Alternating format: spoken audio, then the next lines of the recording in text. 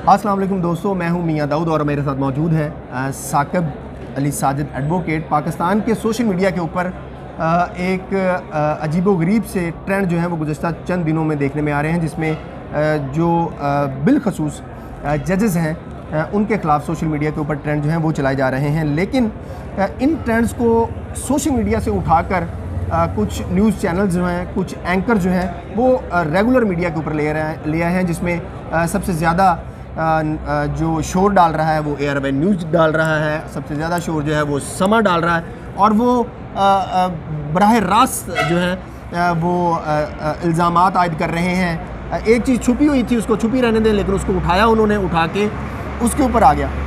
तो ये पाकिस्तान का मीडिया जो है इस तरह की मुनाफ़िकत क्यों कर रहा है? जब माजी में ये ट्रेंड चलते थे तो तब रेगुलर मीडिया जो है उसको साम सूंघ जाता था, लेकिन आज इस रेगुलर मीडिया को बड़ी तकलीफ़ हो रही है।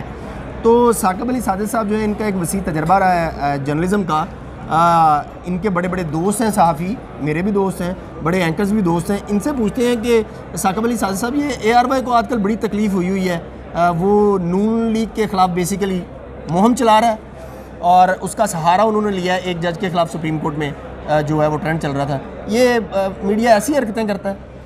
मियाँ साहब, माजरूफ के साथ पाकिस्तान में जो रंडी का कोठा है और मीडिया है उसमें कुछ ज़्यादा फ़र्क नहीं है। अब रंडी के कोठे पर जाते हैं, आप पैसे पाई करते हैं, आप जो सर्विस चाहते हैं आपको मिल जाती हैं। तो पाकिस्तान में पहले ज़माना था रिपोर्टर मैनेज किए जाते थे, न्यूज़ रूम मैनेज होते थे।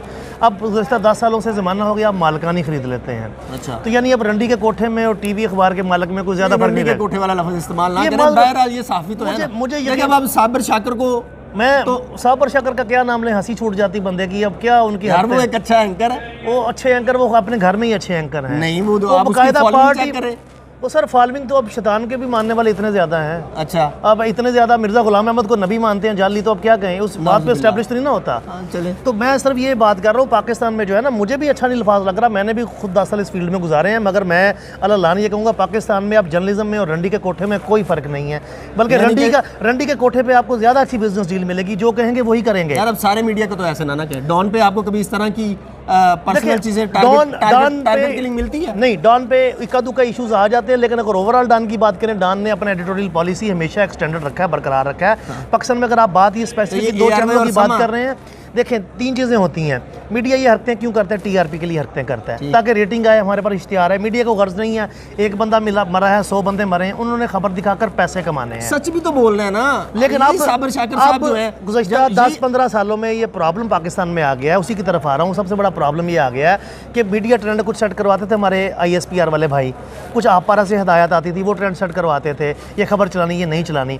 इसी तरह कुछ चैनल्स दारे और मालिकान नून लीग के पेरोल पर थे, कुछ पीपल्स पार्टी ने मैनेज किए हुए थे, कुछ PTI ने जहांगीर तरीन के जरिए कुछ हल्का से मैनेज, या कुछ वैसे ही जाली इनकलाब के चक्करों में मैनेज हो गए। कुछ करें, सच तो बोलें सर।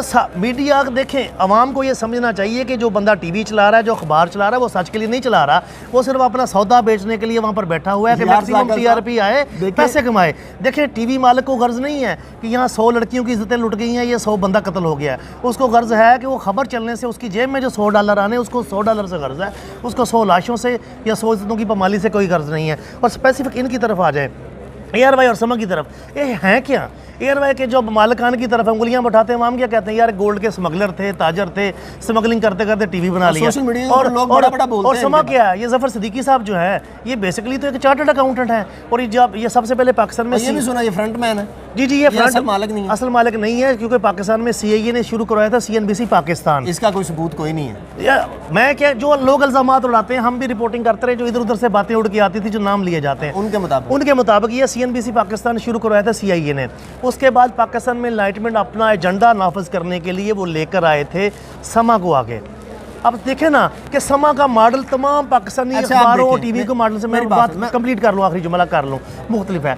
मगर ये जो स्पेसिफिक आप कंपेन चलाएंगे, आप हमेशा देखेंगे कि जो ARY है और यह जो समा है, ये फ़ौज के कैंप में बैठे हुए हैं, फ़ौजियों के बूटों में बैठे हुए हैं। और मुझे यकीन है कि बात कर फ़ौजी भी इनको नहीं कहते होंगे, ये अपनी मर्ज़ी से सोच लेते होंगे कि शायद ऊपर वाली सरकार की ये ख्वाहिश है, वैसे ही वो खबरें चला देते हैं। मेरी बात सुनो, ये फ़ौजियों के कहने पे चलें, किसी सियासी जमात के कहने पे चलें, हुकूमत के कहने पे चलें, सच तो बोलें। एक तो ये बात, और दूसरी ये बात है, देखिए जो हुकूमत करप्शन कर रही है, जो हुकूमत लूटमार कर रही है, जो हुकूमत महंगाई कर रही है, अब वो 140 अरब रुपए के मजीद टैक्सेस लगाए जा रहे हैं, उसके ऊपर इन ARY को और समा को सामसूंग जाता है।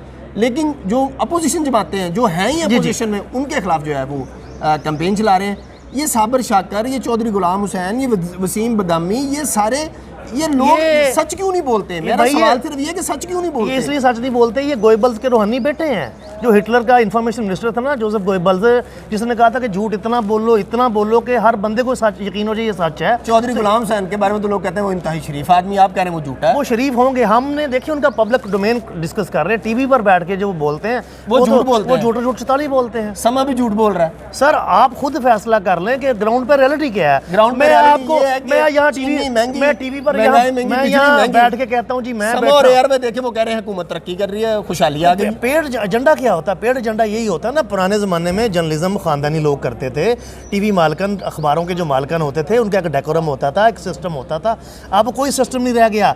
अब आप रसागीर हैं, आप तलीम फरोश हैं, आप घी फरोश हैं, आप कब्ज़ा फरोश हैं, आप नाजायज़ फरोश हैं, चाहे आपने कोठे रखे हुए हैं पीछे, रंडियाँ आप चलाते हैं, आपके पास 4 पैसे हैं, आप लाइसेंस लें, आप चैनल खोल लें, आप अखबार चाहते हैं, आप शरीफ आदमी बन जाएंगे। कोई तरीका रह गया? अब लाहौर में हमने अपनी आंखों से नहीं देखा, या कराची में अपनी आंखों से नहीं देखा, या इस्लामाबाद में नहीं देखा कि कौन कौन सी कसर नहीं रह गई पीछे, कौन कौन सा फरोश नहीं आ गया। इस बात असमत फरोशी तो बहुत छोटा लफ्ज रह गया। पर माजी में भी जजेस के खिलाफ कैंपेन चलती है, आज तक वो टीवी चैनल्स पे नहीं आया थे, आनी भी नहीं चाहिए। ARY क्यों लेके आया? इसका एजेंडा क्या होगा? इसका एजेंडा ये होगा कि वो शाह से ज्यादा शाह के वफादार हैं।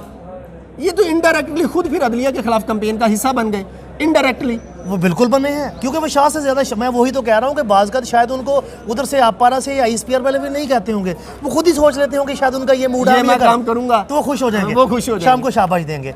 वो शाबाश के चक्कर में जो वो बाकायदा पार्टी बन गई, उसका नुकसान क्या? उसका नुकसान ये हुआ कि पाकिस्तान में कोई भी टीवी या अखबार नहीं जिसकी क्रेडिबिलिटी एस्टेब्लिश हो।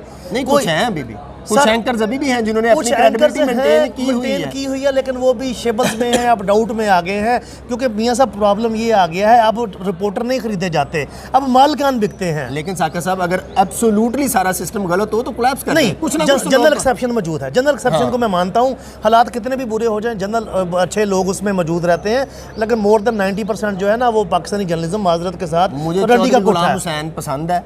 आप एम उसके अब तो मुझे गोएबल्स भी पसंद है। उसने जो हिटलर की कैंपेन बड़े अच्छी तरीके से रन की, पूरी दुनिया को उसने यकीन दिलवा दिया था अपने झूठ का।